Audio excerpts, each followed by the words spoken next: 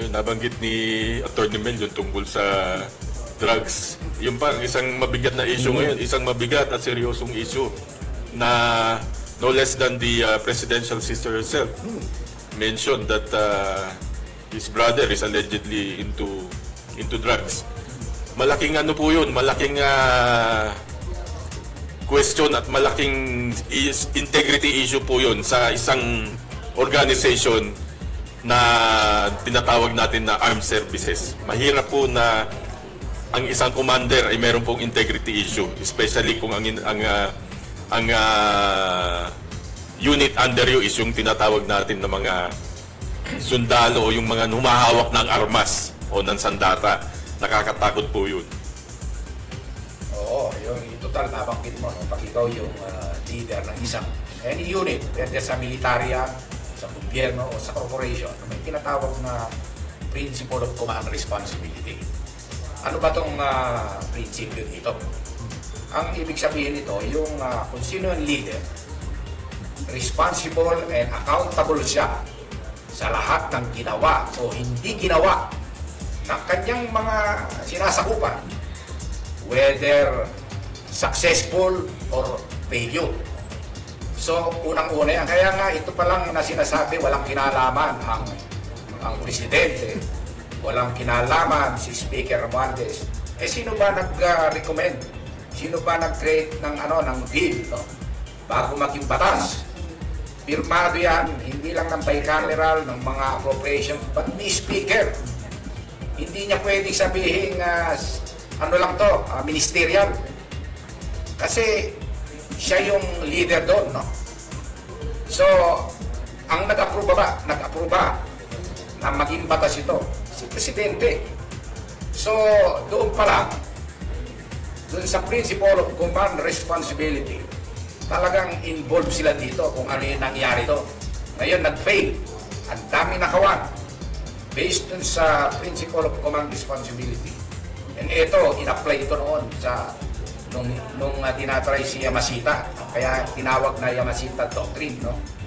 Itong in-apply, doon nakita actual yung application ng principle of command responsibility. Ang palusot kasi ni Yamashita, nung tinatry siya nung court, no? Military court ng US.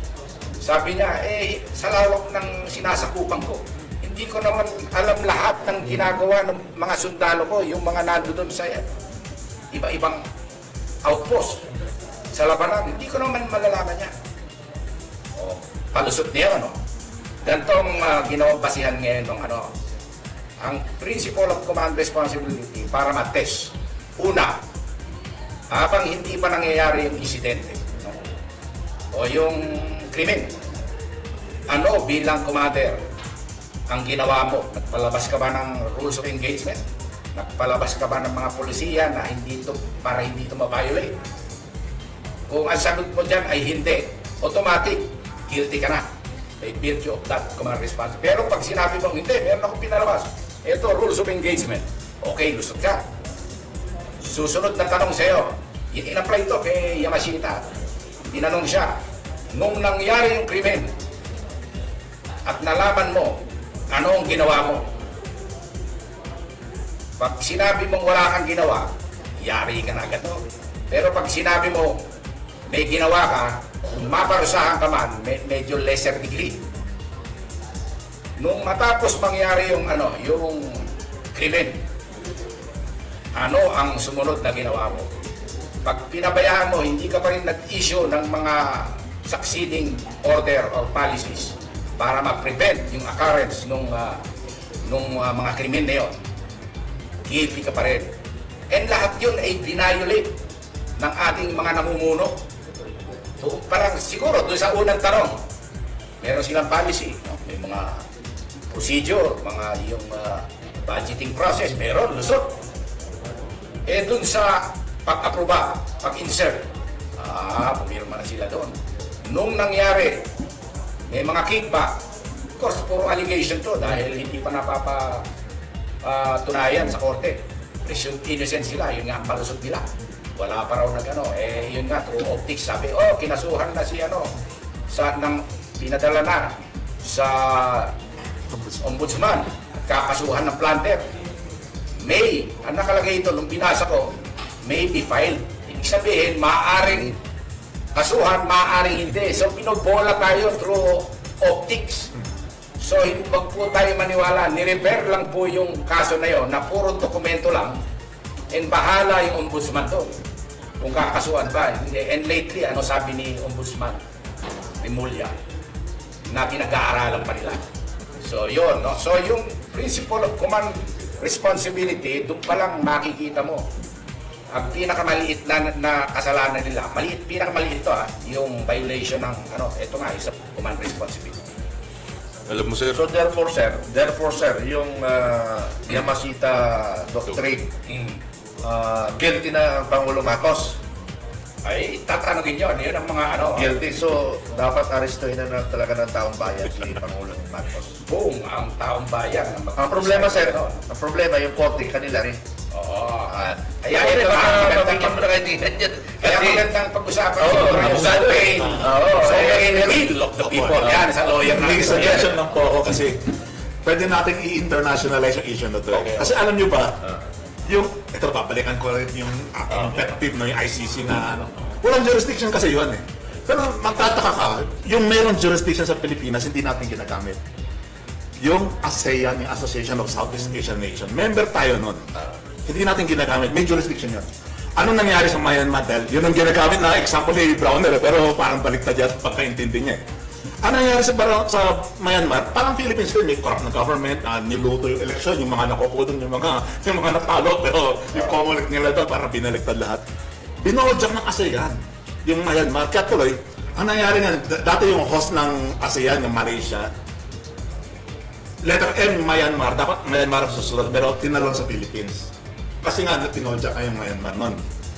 Ngayon, tayo ang host ngayon. This year, this coming year, Philippines ang host ng ASEAN. Ngayon, bakit hindi natin gawin yung ginawa sa Myanmar? Sa Myanmar kasi may nagreklamo eh. Inakit sa ASEAN. Kaya yun, napodjak yung gobyerno dyan. Pwede din natin gawin. Mag-observe yung ASEAN dito sa ICI natin, yung infrastructure information, ano yun? ICI? Independent Commission on Infrastructure. Pwede natin i-request yung ASEAN. Kasi isipin mo, ASEAN, founder tayo, co-founder tayo ng ASEAN. Na 50 years, kasama natin yung halos half century. Na maayos na kasama. Kakulay natin yan, tayo manggilan ng ASEAN. Anong issue ang ipaparating natin? Pwede silang mag-observe. Sa anong? Itong ICI. Pwede natin. Instead na yung taga-US Embassy yung nag-observe. Bakit US Embassy yung nag-observe? Hindi mo natin kakalaban. Akala ko doon, ginagawa mo na yan. Malapit na. Malapit na. Nandito sana sa General Office, papapirmahan kita. Tingnan mo. May mga tayo. May tayo. Pero dapat isa lang daw. Pero kailangan, hindi mas parang. Hindi dapat si General Office. Prepare mo na tayo lahat. Prepare tayo lahat. So, ibig sabihin, tapos na, prepare na lang pala. Dala ko eh. Invite natin mag-observe siya. Yan yung PI. Para yung may jurisdiction ay... Pero Sir Kaloy, Sir Jun, tournament sa kay Boss D. Balik lang ako doon sa Ako naalala ko nung nasa serbisyo kami, kinukulong kami bigla sa kwarto. Akala namin, sasabihin sa amin na, ano to yun nga, bull session meeting. Only to find out later on, ita-drug test pala kami. Yes, ganun po sa PNP. Yun po talagang nahuhuli. Yun po mga nahuhuli, binibigyan naman po yun ng para mag-undergo ng rehabilitation. How much more this? Presidente po ito eh. Presidente, Commander-in-Chief. Ako sa maliit naming negosyo, yung mga empleyado ko, pagka meron kaming pinagdudod ng empleyado, uulitin ko po, ito Presidente, Commander-in-Chief. Nakakatakot po yun. Especially yung sinabi nga po ni General Kita, ni Sir Kaloy. Command and control ang issue pagdating sa Commander-in-Chief eh. Yung pong hindi klaradong isang order galing sa kanya, magdudulot po yun ng pagdududa o doubt dun sa mga rank and file. Pag nagkaroon po ng ganyan sitwasyon sa isang armed services, delikado po yun. Nakakatakot. Kaya ako po, I've always been advocating, sabi ko nga, puro deflection eh. Why not answer directly, di ba? O yung anak niya, sabi, si pa-DNA test ka. Sinagot din naman nung tiyahin, okay, pa-DNA test ako, pa-drug test kayo. O tapos tahimik na, wala na po tayong narinig. Kaya, the only way for the President to answer and once and for all, settle yung issue regarding doon sa allegations ng kanyang kapatid. Undergo siya ng isang live, transparent, in an independent medical facility or professional, a hair follicle drug test. Yun lang po makakapagsara ng issue. As a normal citizen, kasi sinabi nila na nagawa na namin yan. 2021, nagpa-drug test na eh. So, tapos na yan. Hindi na dapat pag-usapan pa yan. Ang military ba, since under siya ng Malacanang, pwedeng pilitin siya or sabihin or i-demand na para matapos ang lahat ng ito, kailangan mapatunayan natin. Kapag pwede at hindi nila ginagawa, pwede ba nating sabihin na kinukonsinti nila or alam nila pero maliwala lang sa kanila? Base sa ating Constitution, kung hindi ako nagkakamali, sa Article 3, Section 7, na ang armed forces ay kinakailangan mabigyan ng information ng Malacanang ng health condition ng ating Pangulo. Dapat alam ng armed forces. Kasi nga, baka nga ang ating presidente ay wala na sa magandang kalusugan at hindi na i-informan ang armed forces, baka mapasubok ang ating bansang Pilipinas. So, ngayon, ang tanong ko ngayon sa armed forces, ginagawa niyo ba yung mandate niyo na alamin ang kalusugan ng ating Pangulo? Yun yung tanong ko. Tanong ko bilang isang mamamayan ako, hindi bilang isang under nyo ng armed forces na sinasabi ninyo na under pa ninyo kami. Parang hindi tayo nagbabasa ng barat. So, balik ko sa armed forces, ginagawa nyo ba ang inyong mandate na alamin ang kalusugan ng ating Pangulo? Yan ay tanong ng isang mamamayang Pilipino. At baka suportahan ni ating ng abogado ng United People's Initiative. Opo, naghahanda pa nga tayo ng kaso sa Supreme Court para i-compel yung armed forces na gawin yung trabaho na yan. Armed forces, ingat kayo. Kikilos na yata ng UPI. Kung kaya nyo kaming takutin, kaya rin namin kayo takutin kasi galing kami dyan eh. Sir Jun, hindi pa nanakot yun. Ay, hindi. Yun ay isang pamamaraan ng taong bayan para i-exercise yung karapatan at malaman yung medical condition ng ating presidente. Karapatan po ng bayan natin.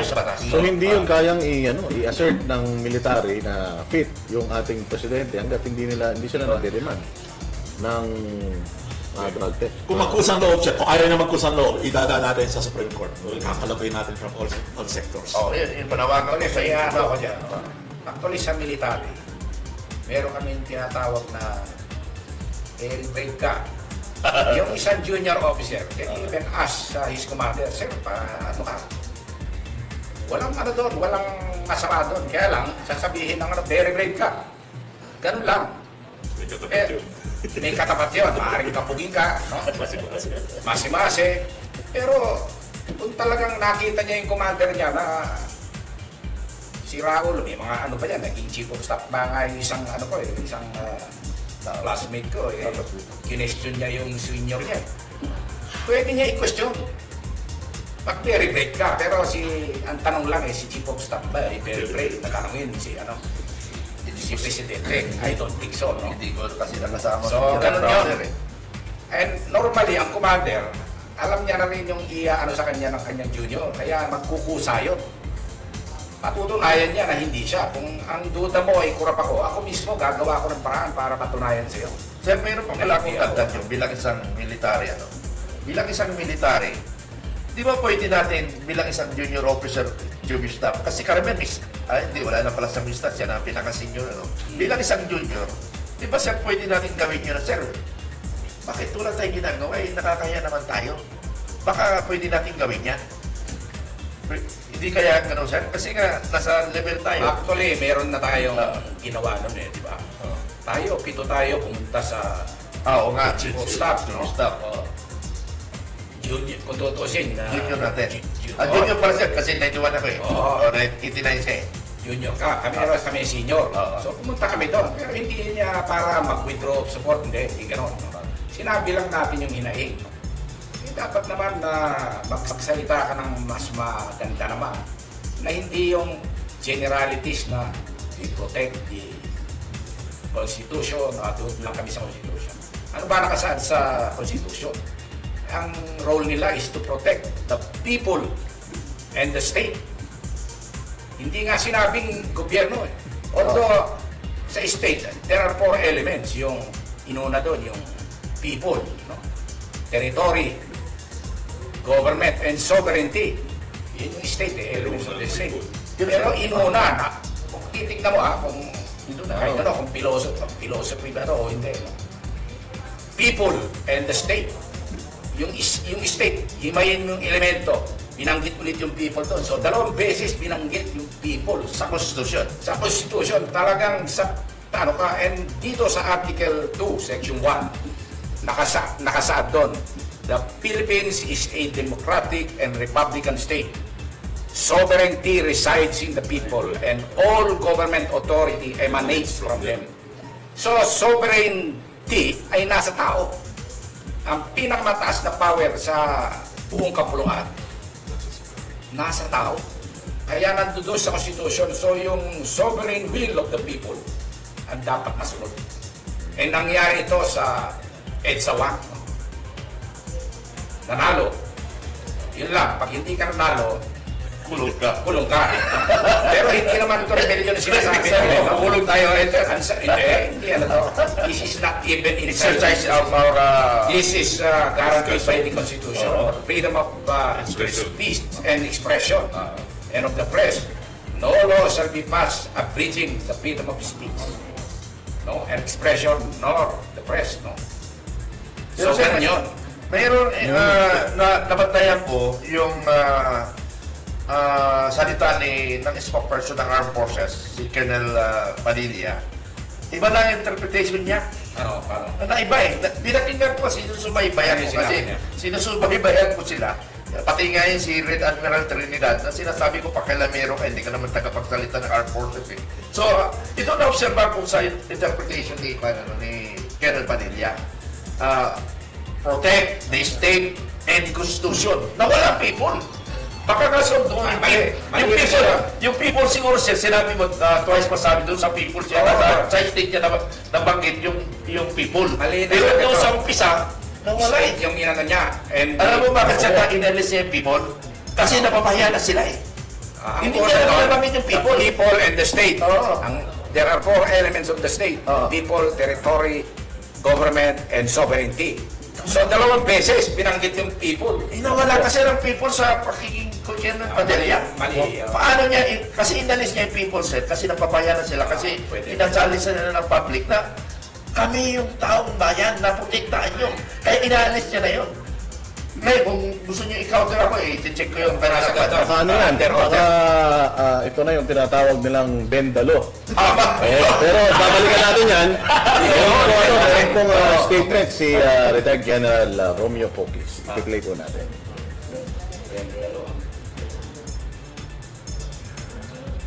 Brothers and sisters in the long gray line, hear this, not with your rank, but with your conscience. Our country is bleeding and it needs our help. A cancer of massive, pervasive, my fellow cavaliers, brothers and sisters in the long gray line, hear this, not with your rank, but with your conscience. Our country is bleeding and it needs our help. A cancer of massive, pervasive, and mafia-like corruption has spread across the entire government, robbing our people of lives, homes, livelihood, and even hope. Draining our treasury, burying us in debt, driving investors away, dragging our nation toward economic collapse, and inflicting more pain and misery on millions of our struggling fellow citizens. And the harsh truth is this: corruption thrives because too many good men and women choose to remain silent. But we PMA graduates were not raised to be silent. We were forged into an ideal under one sacred banner: courage, integrity, loyalty. We swore an honor code that says, we will not lie, we will not cheat, we will not steal, nor tolerate those who do. Yet today, by our silence, we have tolerated the liars, we have tolerated the thieves, we have tolerated those who plunder our nation. What happened to the courage we once carried with pride? What happened to the loyalty we pledged to the Filipino people? What happened to the integrity we said was non-negotiable? My fellow Cavaliers, this is the moment when the country looks to us again, not for power, not for force, but for moral leadership. Let our indignation be heard. Let our outrage be unmistakable. Let us prove that the PMA still produces men and women whose integrity cannot be bought or silenced. Let's stand up, speak up. Let us reclaim the honor that shaped all of us.